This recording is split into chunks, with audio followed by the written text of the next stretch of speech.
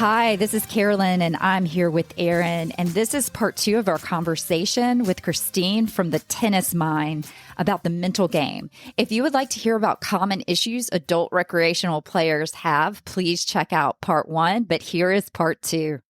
Christine, I remember discussing with you my issues about bad line calls, and sometimes I'll go to a bad place mentally, not outwardly, when someone makes a few bad line calls. And I remember you telling me that I have no control over the calls that they make and that I needed to take responsibility for how I react to the bad line calls.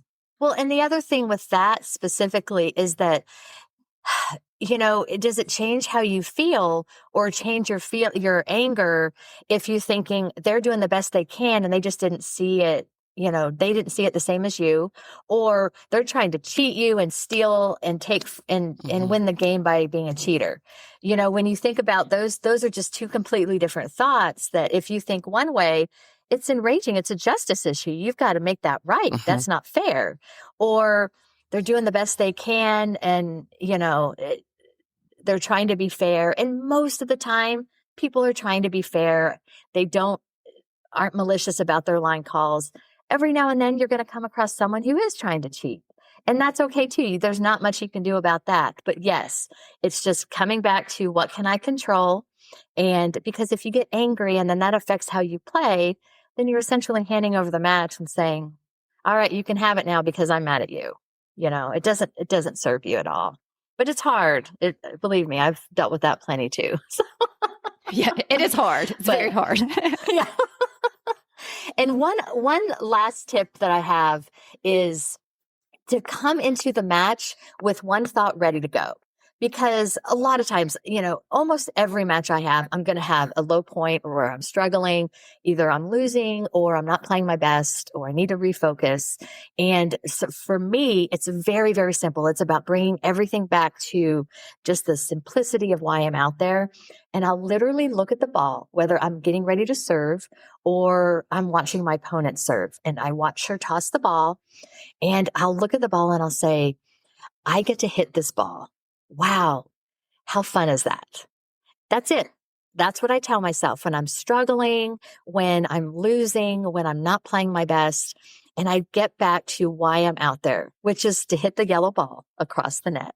And when you get that basic, it's hard to take it that seriously because it's like, I'm hitting a yellow ball. So then I can relax my body and I take a deep breath and I can literally feel my body relaxing. And I may not win. It may not change anything, but at least it kind of helps me reset and get back to where I'm enjoying the match. Because I now enjoy my matches whether I win or lose. It doesn't, the win is also, it's really fun, but it doesn't have to happen in order for me to enjoy the match. So those would be the 3 things, kind of recognizing your higher brain versus your lower brain, deciding which one you want to listen to, and then having the self-confidence going into the match, not waiting until you win to think you're able to have confidence, but going in before, knowing you're going to be okay no matter what. And then going in with a thought that you believe. You can't just go in with something that says, okay, I'm going to beat them no matter what. You have to have a thought that you believe, because if you don't believe it, it's just going to fall. It's going to fall flat and it's not going to help you. So those would be 3 tips that I would give for players. And that all sounds to me like all of those are just prep work, mental prep work before you go into it. And I would be someone that would write that on a card and probably bring it out right before and just, or in a changeover, because we know matches change from not only game to game, but like point to point and set to set, right? So I would be that person that would, and I used to have little, when I was a 2-5, I had things like, remember to brush up on the ball or like the technique kind of stuff. But now that I've played forever and I have the techniques, it's the mental stuff. So I would write those on a card and like read them either right before a match or during the match if things are going south. you know? That's such a great idea, because when you get in the heat of the moment, and we all get in the weeds of our own brain, I even have a coach. I know this stuff inside and out, and I recognize my higher brain and my lower brain and all of that, and I know how to teach it. But sometimes I'm so entrenched in it that I kind of lose it. And I think, I can't recover from this. What am I going to do? I have a coach that can help me get out of the weeds of my own life, whatever it is, whether it's on the court or off the court. And so that's where I can be helpful, is that, it's like, it's so simple. I just need to change this thought. It's not always that simple. It is that simple, but it's not always that easy, because it's hard when you're believing something and you're in the middle of a match and you've missed, you've double faulted a whole game away. You're thinking, I don't have a serve. Where did it go? I can't get it back. In the moment, sometimes it just feels very hard to get out of that. But it is just a matter of shifting that thought work. And it's so important. And I think having those cards that's a great way to just remind yourself. It's kind of like your little coach while you're on the bench sitting, during the changeovers. Christine, I love that the way you do this, because you coached Aaron and I, and you coached us as individuals and then as partners. And I think that's great that you do this. Can you talk a little bit about how you coach players? Yeah, I actually have a bunch of different packages that I offer. And while, I coach individuals, doubles partners, whole groups, and then teams.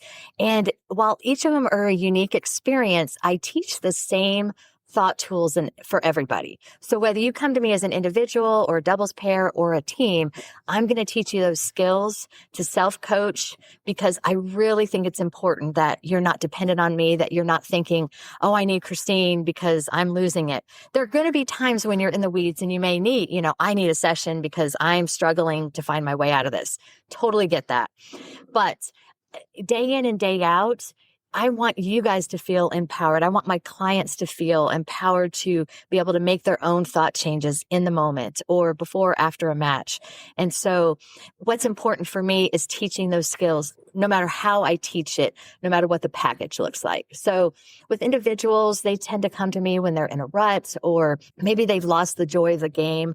They're struggling. They're like, this just isn't fun for me anymore. I don't know why. I'm frustrated all the time. I work with them personally and help them kind of work through the thoughts that they're having, and how can I help them see that, tennis can be so fun all the time, no matter what, and to help them figure out why they're struggling. So, and those packages can range from 3 to 10 sessions or more, or can be long-term, short-term. I'm very flexible about those. And then for the doubles partnerships, those are fun because you're working with two people and kind of helping them gel together. And I have what I call a mini package for them.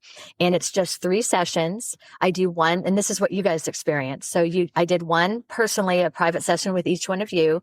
And then we come together and have one session as a team. And that's where we work on strategies and kind of sharing each other's thoughts and becoming more aware of how each of you are thinking, so that you can help and you can support each other and actually grow more and have more fun on the court, instead of bickering or getting mad or not understanding each other. That's what you see a lot, especially as you start to play together a lot. You become like sisters or family or a married couple, and you want to, it just gets you get a little harder on yourselves and each other. So that's super fun. And it's always, when I work one-on-one, or when I work with you guys as individuals, a lot of times, sometimes the partner will say, well, if they would just do this or that, and I get frustrated when it's never about the other person. It's always about you, and so that's what we talk about in your private session. But it's also a confidential thing. So I'm not going to go and say, oh, well, Aaron, guess what Carolyn said about you? Well, let me tell you what Aaron said. It's not about that. So it's really about bringing a cohesive team together and having more fun and winning more. So I love working with doubles partners. And then one thing that was really successful when I was in Texas is I would work with whole groups where anywhere from 6 to 20 people, somewhere in that range. But I would get with the teaching pros, and the teaching pro would maybe spend 45 minutes or so running the running everyone through drills, doing strategies for singles or doubles or whatever. And then we would come off court and I'd spend about 30 minutes working on the mental game. So, if there's ever a teaching pro that's interested, they can just reach out to me and we can set something up. So it's usually about like a 2 to 3 hour workshop, super fun, very low key, but you can learn a lot of skills that way.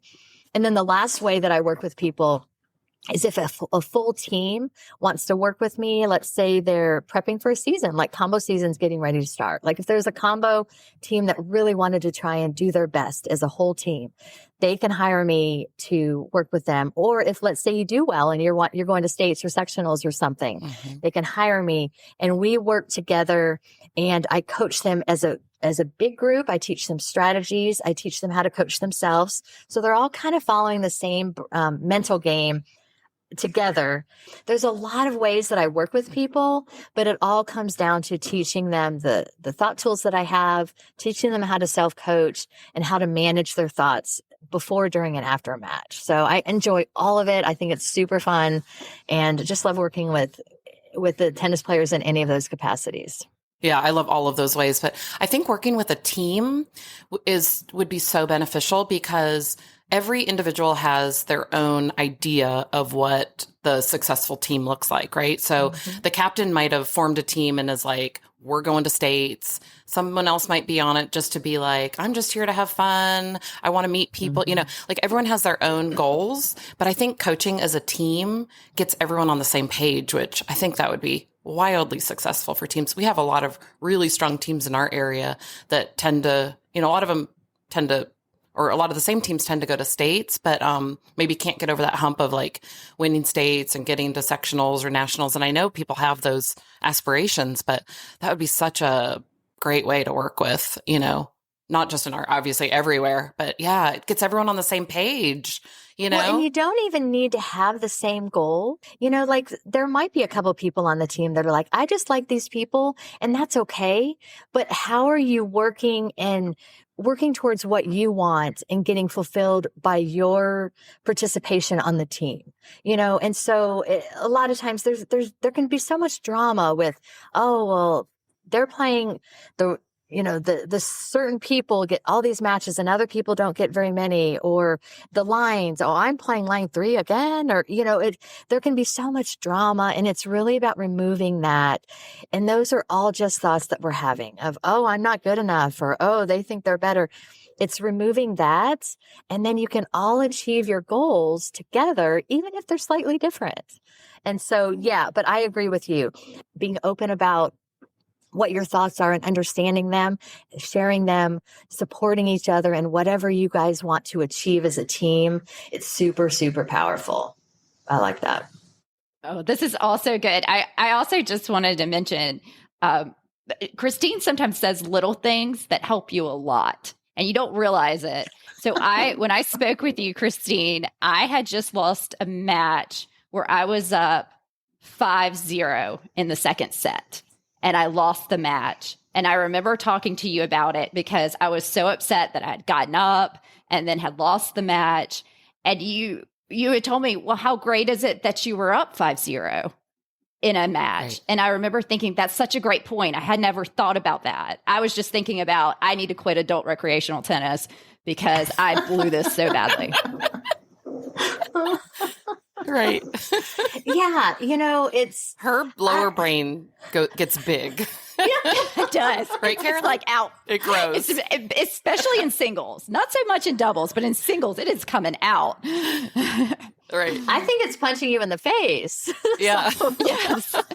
Yeah. And it's more just recognizing that. It's, you had 5 great games in a row. How awesome is that? And I think for you in that situation too, when other people are starting to come back, what's happening is that they're relaxing, thinking, resigned that they're going to lose. They start playing better naturally. It happens all the time and people creep back in. And then suddenly your brain is chirping at you. But it's not recognizing that, hey, I just did a great thing. And So what? If they're coming back, they're coming back. But it's just because your brain is shifting and their brain is shifting. They're relaxing. You're getting tight. All of a sudden, there's these expectations. So many things can go on in our brain. And that would be a perfect example of, okay, this is a yellow ball. I get to hit this ball. How fun is that? That's what. But it's hard when you're in the middle of it and you're like, why are you so stupid? And why are you, why can't you just hit the ball? I was up a set and 4-love in a match. This is what I would consider the worst match I've ever played. A singles set and 4-love, winning easily. And the same thing that you, Carolyn, suddenly she didn't do anything different. I couldn't serve in the box. I couldn't hit any ball in the box. I wasn't even trying anything special. I just went off the rails. This was before I was a coach. I could have sure used my coaching back then. Ended up losing this match. I think it was a match I needed to win. I needed one match to win at this specific tournament in order to make it to the state championships in Texas. It's a big deal. Tournaments are a big deal there. Lost this match and I was beside myself. I was just like, I don't know how I did that. And today I would look at it and just say, it happens. It happens. But hopefully I would have my thoughts better in check, that hopefully I could prevent it from happening, but I won't always be able to do that. And then knowing that I'm going to be okay no matter what. It goes back to that. And I'll let myself feel disappointed. But it happens to all of us, I promise. Thanks again to Christine for being on the podcast. We have one more episode with Christine where she will give mental tips for doubles. If you'd like to contact Christine, we've included her information in our show notes. Thanks so much for listening and hope to see you on the court soon.